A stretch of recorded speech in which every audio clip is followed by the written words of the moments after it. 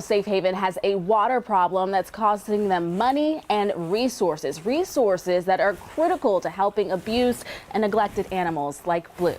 There are 70 cows under the care of the animal sanctuary. Of the more than 200 animals on site, they all require large amounts of water. Several months ago, the animal sanctuary noticed their water tanks weren't filling up.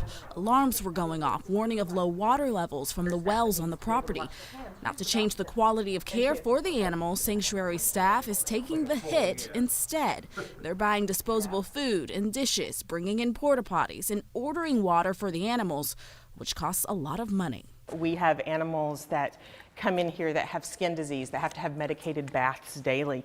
We use between 3,000 and 4,000 gallons of water, and it's vital for the work that we do. The animal sanctuary has ultimately decided to hook up to city water lines. That'll cost upwards of $500,000. If you'd like to help Pasado Safe Haven raise the necessary money to fix this water shortage, head on over to my Facebook page at Britt Moore. In Monroe, Britt Moore, King 5 News.